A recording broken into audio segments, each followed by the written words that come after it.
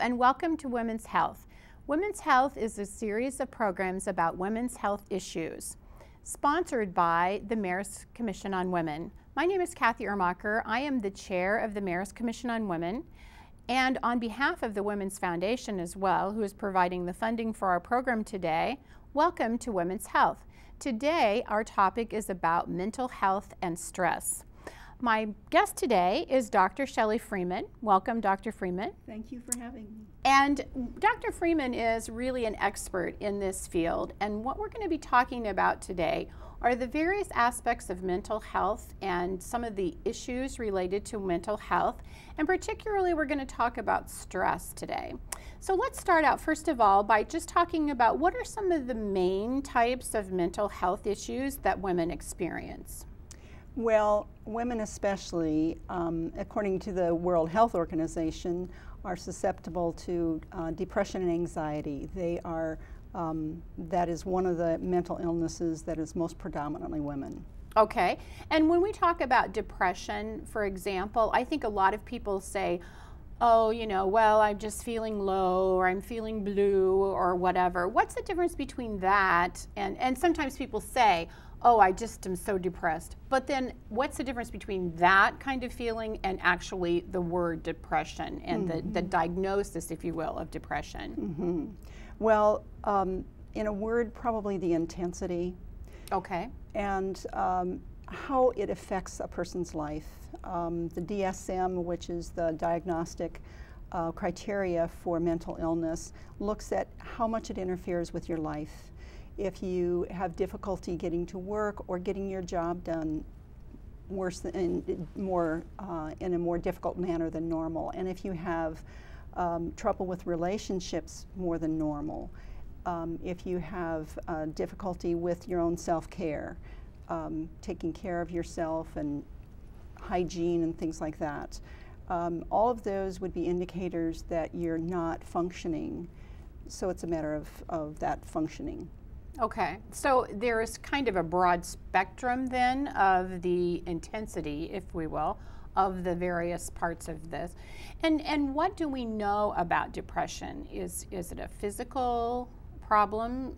I mean, we say mental illness, but is it physical or is it mental? Well, it's certainly manifested in some symptoms that are physical, and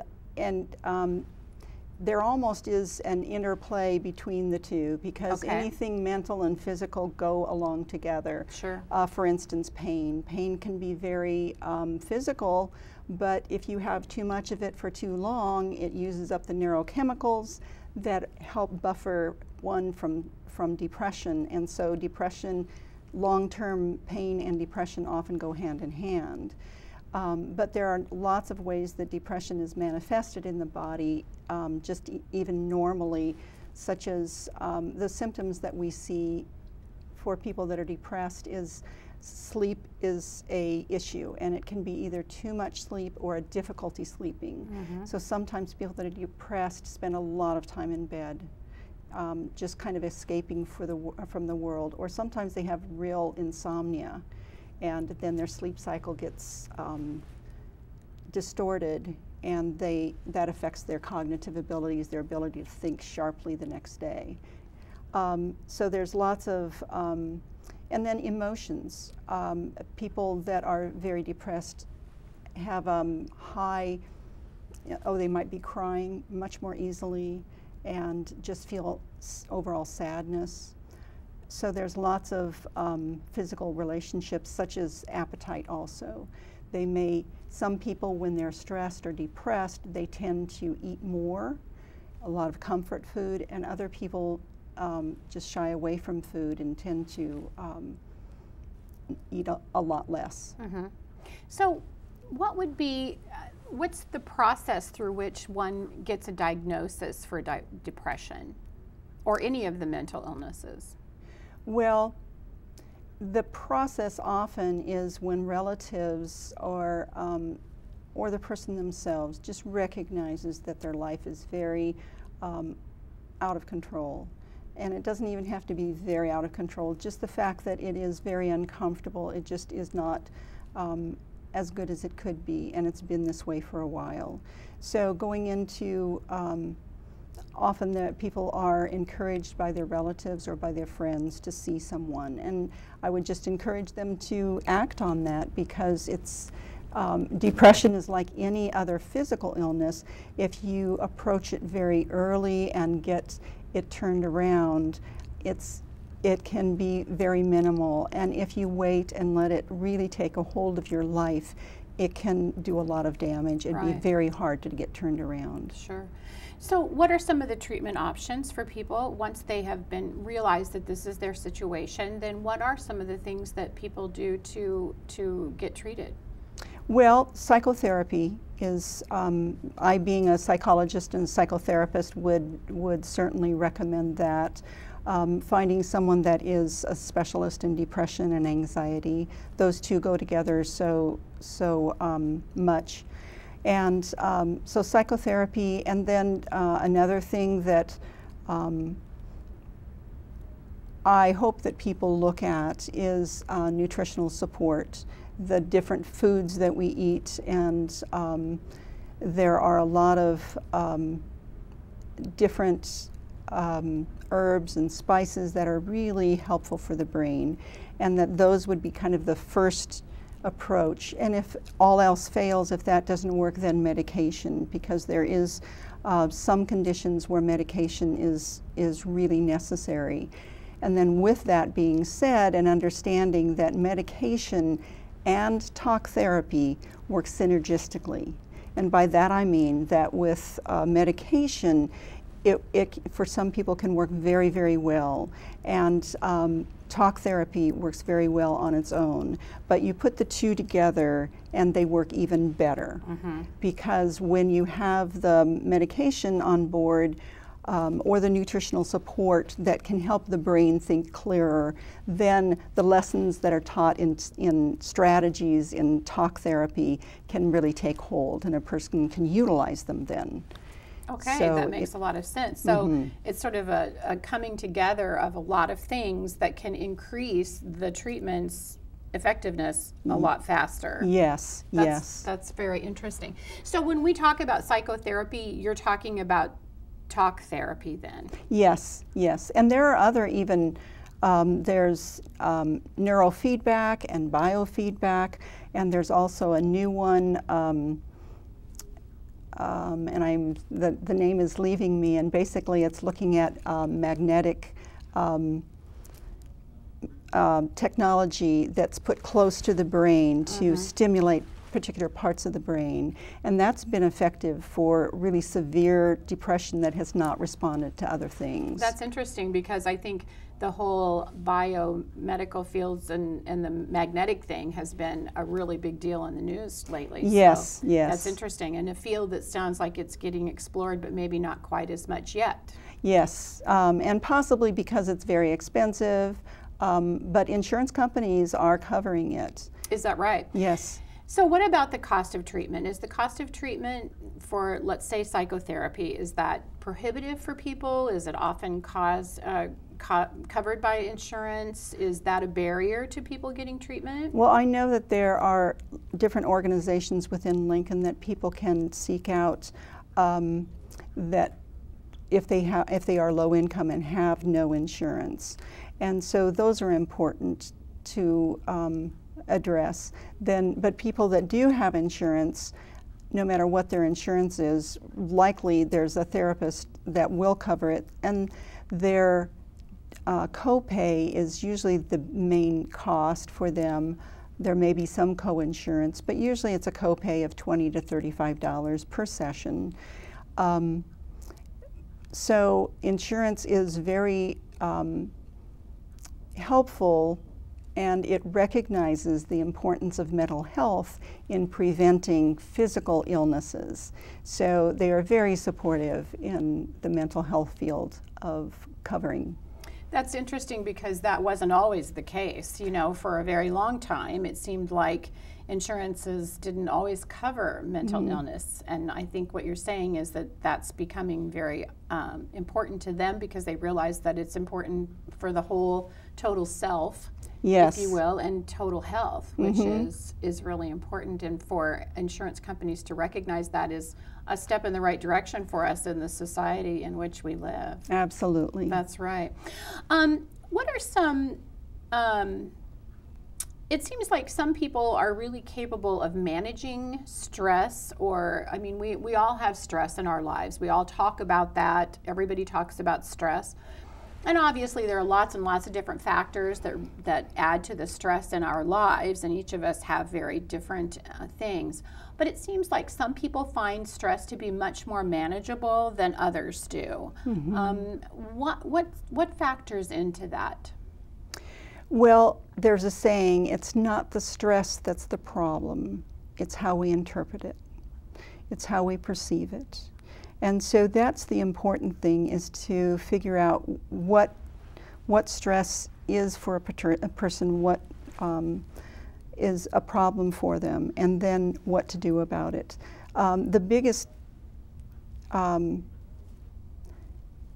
The most important word, I would say, is resources. If a person has a lot of resources, then they are able to deal with stress. And those resources are external, such as finances. If you have no trouble with finances, then it's going to be a lot different than if you're really struggling. And social support. If you have family or partners that can help, that is totally different than if you are very isolated. Another one is cognitive, just your own ability to think through problems and problem solve in a stressful situation, and the strategies that you use in dealing with them, that you've used throughout your life or that you've learned perhaps in psychotherapy, then those can make a big difference. Another one is spiritual. If people have spiritual resources, whatever those may be, and I'm very broad in understanding spiritual, and that's even however a person defines that is just fine, but if they have that as a resource, that can buffer that stress. And the last one that I can think of right now is biological. The chemistry that we're born with, the genetics that we are born with do play a difference in how well we can deal. But that's only a portion. What we eat does make a difference. If you've been eating, Ho-Hos and Coke, that you're probably going to have a little more difficult time during stress because it uses the same chemicals up, and it doesn't give you the resources. So then all of those kind of come together to provide the word resources and how well you can buffer stress and deal with it. That's so interesting, because I think that's really such great points that you've made here, because there are some of us who would look at just some probably what other people would think are minor things, and yet they seem to really touch us off. And then there are other things, people who go through so much and they seem to hold up, and and the whole idea of, oh, just buck up, you can handle this, other people have it way worse than you, that doesn't really work, because we can't have one sort of panacea for everyone. Today we're talking about stress and mental illness. This is our Women's Health Program. We'll be right back.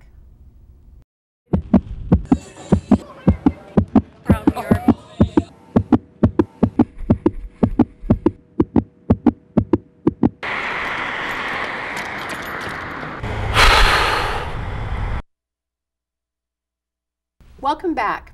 Today's Women's Health Program is about mental health and stress, and we're talking to Dr. Shelley Freeman, who is our guest today, and we really appreciate your being here. We've been talking about mental health and stress. I thought maybe we would talk just a little bit about seasonal differences. For example, the winter. What are some of the things that are mostly noticeable for people, or stressors for people in the winter time, for example? Well, because the days are shorter and we have less natural sunlight, a lot of people, either knowingly or unknowingly, end up with seasonal affective disorder, which is the pineal gland, recognizing that it is getting less light, the pineal gland in the brain, and recognizing that it's getting less light, and kind of helping a person go into hibernation whether they want to or not. So that can be the effects are very similar to depression. The treatment for it, though, is very specific. Getting more sunlight is one thing, and getting enough vitamin D. So there are lights that imitate the full spectrum of the sun. They're very inexpensive, usually under $50, and they're very helpful for seasonal affective disorder. Great. Well, that's interesting. What about, like, for example, when people head into the holiday season? What about that? Is that obviously a stressor for people? And it certainly is in our culture, simply because there are such high expectations, and people have, with all the stress of financial considerations, of buying presents, and the crowds dealing with those, all of those things, and then for some people dealing with the idea that a loved one is not there for the holidays. All of those can be very distressing. Mm-hmm, for sure. Mm-hmm. And then let's think about some other things at the end of the year. Maybe some things that are going on. For example, I know that December is a time when a lot of people have surgeries, for example, because of the insurance situation or whatever. So what about that? Is that a particular stressor in the winter time? Yes, especially like in December at the very end of the year, just because of the number of surgeries. Surgery for almost everyone is anxiety producing, just because of the unknown. And I have a program that I had developed through the University of Nebraska and collaborating with local hospitals here to help people learn how to go through surgery in a very calm and peaceful manner. And what we found is that we could significantly reduce their postoperative pain just through this. I have an MP3 that they listen to while they're going into anesthesia, and people find it very, very helpful. If a person is already stressed, if they have an anxiety disorder or depression, then it's even more important. So this is one of very few programs in the nation to be available. So it's rather unique, and I just recommend people, if they're going to have surgery, to come see me at least a couple weeks before if possible. But with the MP3 that they can listen to, it's been effective even right before surgery. So okay, very fascinating. It's sort of that mental, physical, emotional connection that we were talking about. Yes. Definitely you can prepare yourself for the physical aspect by emotionally and mentally preparing. Yes, very absolutely, Kathy. That's fantastic. Well, that's really important. So let's talk about the spring and the summer. You know, I think the spring always brings this idea of new life and new, everything kind of being hopeful. And summer is often vacation time. And so we think, vacation should be great and wonderful. And yet it seems like those kinds of things can sometimes be challenging as well. Yes, absolutely. I think of vacations, and I also think of weddings for summer. That both of them, weddings. They seem like they should be just so lovely, but wow, what stress they can bring on. And a lot of this, we call it eustress, and eustress is the opposite of distress. Eustress is when stress is brought on but it's by lovely things. It still means that the body still responds the same way with a fight or flight response, and with that comes a lot of neurochemicals that flood the system and affect all different parts of the body. Part of the reason that we respond the way we do is all of these neurochemicals sending us into kind of overdrive. And with vacations, I think one of the reasons is our expectations, again, like the holidays, are often very high. And with that, this sense of perfection, we just expect it to go a particular way, and we long for that control. And in trying to gain that control, we add to the stress. So preparing for vacations, especially, people spend they really push hard, often the week or two before. They spend long hours at work, and so they're stressing themselves out. So often when they end up getting on vacation, they have a cold or they get sick, but that's because they've suppressed the immune system because the pressure that they put on the system before. Huh, very interesting. So let's say that we're in any of these situations that we've talked about. What are some sort of practical, easy, really quick ways? I mean, obviously we've talked about some really important therapies and different kinds of treatments, but let's say that you're just finding yourself in a stressful situation, I don't know, at a meeting or something like that. What are some practical, easy, quick things that you could give our listeners that would help them to maybe release a little bit of their stress? Well, some very quick ones that you can do. The first one is to take a nice deep breath. Really? Yes, letting all your air out, take a nice deep breath in. And then I like to hold it and just recognize all the tension in your body, because that's contributing to your sense of pressure, and just letting the air out, and with that, let your tension go. So taking three nice deep breaths is sufficient, and then trying to calm your muscles as much as possible. If you can move, to just move around even a little bit, because that dissipates all of that energy. So moving and getting any kind of exercise that you can are also ones. Another one is just changing your state of mind. So I like the idea of going to a safe place. So if you're feeling stressed or threatened, going to a place, just a mental vacation, someplace that you find lovely to visit, maybe from your childhood, maybe from some beach that you've been on vacation, maybe some fantasy land, it doesn't matter. The idea is to just go there mentally and experience it as deeply as you can and enjoy it. And you can do that with your eyes open. Right, anywhere, anytime. Yes, absolutely. It's very portable. That's great. So if you kind of program yourself to think of that particular place, if that's kind of something you always do, then in your head you could just do that. And when you think you're having a problem, you can just, in your head, go there. Yes, and the more you practice it, the more automatic it becomes, and the more instantaneous the relief. So those are three things, but there are several more that I think are really helpful. One of them is to be mindful. And that is a type of therapy that's actually been around. It's being used in therapy now, but this concept is thousands of years old, and that is to be present in the moment. When we think about the rush of different seasons and the pressures that we have, if we can just take a moment and appreciate that we are alive, that we can see if we are able to see, and we can hear what we're able to hear, and feel your body as it's sitting or standing. Just recognizing all of these senses that contribute to our life and being very present in this moment.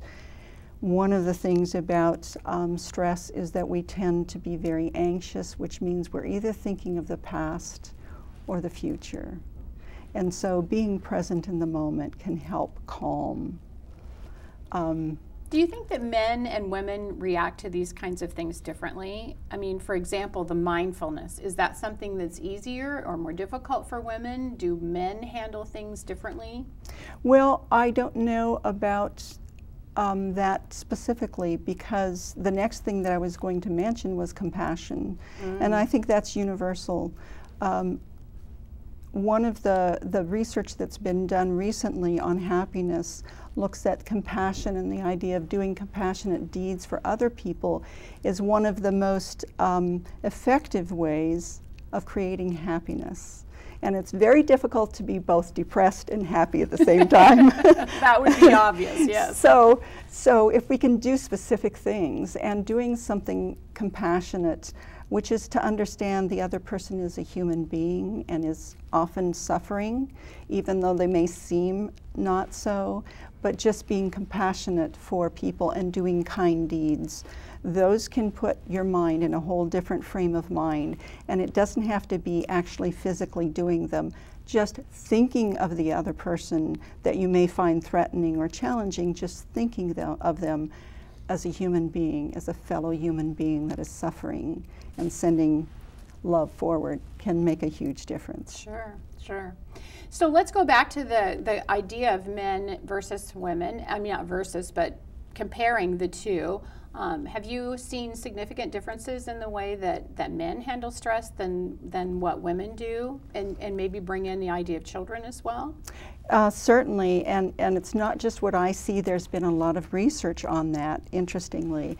And by one researcher, and her group is Shelley Taylor, and she's done a lot of studies on gender and stress, and finds that men tend to react, men and women tend to react with this fight or flight response.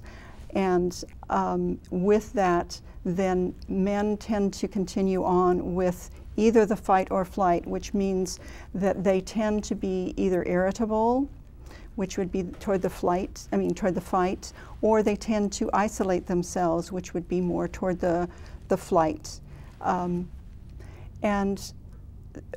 Whereas women tend to have that immediate response of the fight or flight, but then it transitions to often something that she calls the tend or befriend, and that's where we seek social support.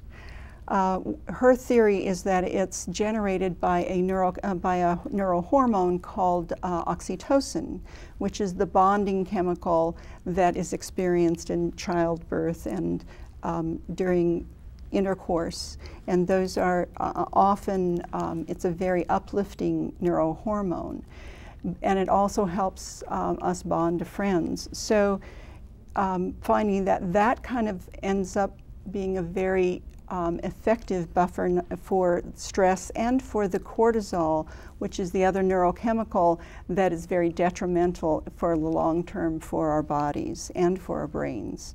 So since this is a very good buffer, and it may be one of the reasons why women have a longer life expectancy, is that that buffer that happens during stress.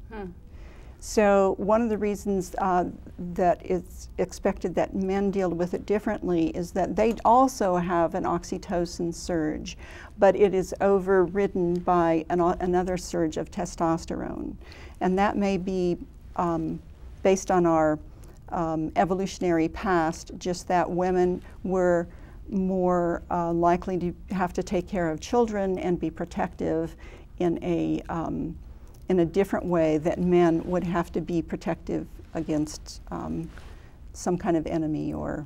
And how about children then? You mentioned children. Do children, I mean, obviously male children and female children, we can see that there would be some differences there, but is there a specific thing that you see with children? Well, I think one of the important things is to be intuitive with children, because often they don't come forth with, I am so stressed.